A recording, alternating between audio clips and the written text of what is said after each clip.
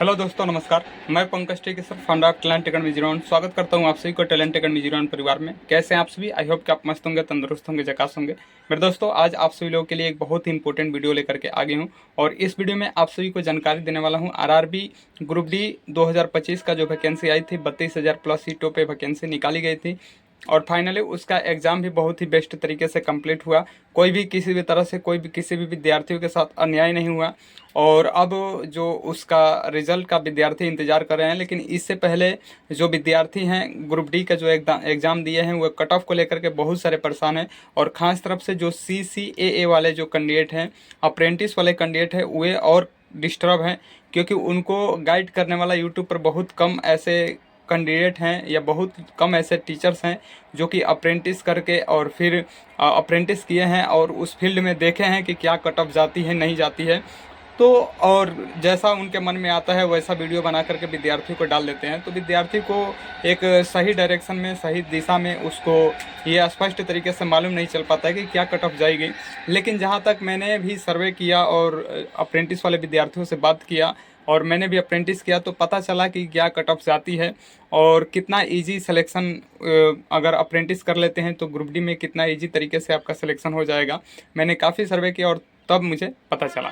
तो फाइनली आज हम बताएंगे। देखिए मेरे दोस्तों, एक मेरा दोस्त था और उस दोस्त ने, आज हम आपको बताएंगे कि वह कितना अटेम्प्ट किया और क्या रीज़न था कि उसने सबसे कम क्वेश्चन अटेम्प्ट किया है। अगर 100 क्वेश्चन ग्रुप डी के आए हैं तो मैं बताऊंगा कि कितना क्वेश्चन को उसने अटेम्प्ट किया और क्या रीज़न था क्यों उतना कम क्वेश्चन अटेम्प्ट किया।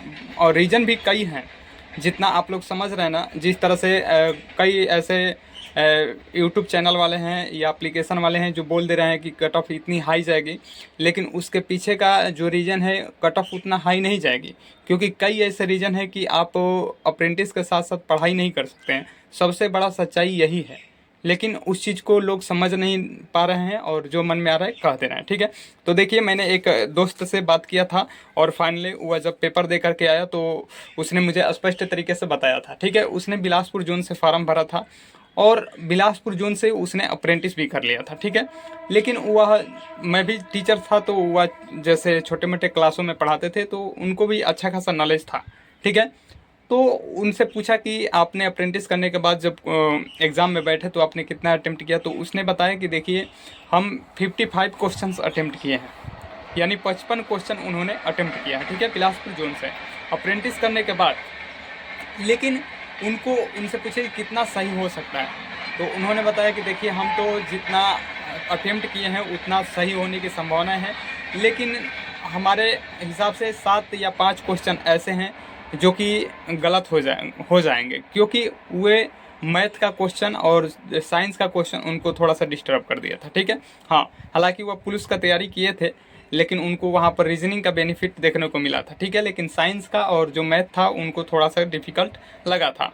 और करेंट अफेयर्स उन्होंने केवल 2 क्वेश्चन अटेम्प्ट किया था और दोनों क्वेश्चन सही किए थे। ठीक है, तो उसके लिए उनको धन्यवाद देना चाहता हूँ। रह गई बात कि मैथ में उन्होंने बहुत कम क्वेश्चन किए थे, रीजनिंग में टोटल क्वेश्चन अटेम्प्ट किए थे और साइंस में उसी क्वेश्चन को अटेम्प्ट किए थे जो क्वेश्चन उनको आ रहा था। तो टोटली उन्होंने बताया कि हम 55 क्वेश्चन अटेम्प्ट किए थे जिसमें हमारा क्वेश्चन सही होने की संभावनाएं जो है 48 या 50 के अप्रॉक्स सही होंगे। ठीक है, लेकिन उन्होंने तो उतना कर दिया, लेकिन मुझे जो लगा, बात से लगा कि इनका जो करेक्ट सही होने वाला है वो 45 है। ठीक है, तो फिर मैंने 45 का जो क्वेश्चंस उन्होंने मेरे हिसाब से देखा कि इनका 45 अगर बन रहा है तो इसका अगर हम लोग परसेंटेज में कन्वर्ट करते हैं तो ग्रुप डी में फाइनली कट ऑफ कितना बन सकता है इनका। ठीक है, तो 45 का अगर हम 2/3 करेंगे तो उसका हमें कितना मिलेगा, तो 15 या 45 और 15 दूनी के 30, तो 30 मिल जाएगा। यानी अगर वे 45 क्वेश्चन अगर सही करते हैं ग्रुप डी के एग्ज़ाम में 100 क्वेश्चन में से, तो उनका 2/3 मार्क्स जोड़ा जाएगा, तो वहाँ पर उनका 30 मार्क्स बनेगा। ठीक है, और उसके बाद से उन्होंने पूछा कि अपने अप्रेंटिस में कितना आपका परसेंटेज है, तो उन्होंने बताया कि 98 है। ठीक है, तो 98 जो परसेंटेज है उनका, तो उनको हमने अगर 3 से अगर भाग देते हैं उस परसेंटेज को तो कहीं ना कहीं 32.5 होगा। ठीक है, तो अगर ओवरऑल अगर देखा जाएगा तो 30 और प्लस 32.5। ठीक है, तो जोड़ा जाएगा तो 30 और 30 60 हो जाएगा, 60 2 62 और 62 62.5 हो जाएगा। ठीक है, यानी उनके हिसाब से यही लग रहा था कि इनका 63 से 64% या 63 से 64 मार्क्स आएगा या बन सकता है, ठीक है। हाँ, अगर जब ग्रुप डी का जब बिलासपुर जोन का जब कट ऑफ आएगा तो उनका इतना बन सकता है। और रह गई बात कि नॉर्मलाइजेशन मेरे दोस्तों, तो नॉर्मलाइजेशन उन्होंने बताया कि देखिए नॉर्मलाइजेशन का हम लोगों का काफ़ी फ़ायदा मिलता है, ठीक है। तो अगर हम लोग बात करते हैं, अगर 2-3 मार्क्स, अगर 3 मार्क्स अगर बनते हैं, ठीक है, ऐसे अगर उनका 10 क्वेश्चन रॉन्ग होगा तो उतना परसेंटेज नहीं कटेगा, ठीक है, लेकिन 3 मार्क्स बढ़ ही जाएंगे, ठीक है। तो अगर हम लोग 63 और 3 मार्क्स और जोड़ देते हैं तो 66 यानी 66 हो जाएगा, ठीक है।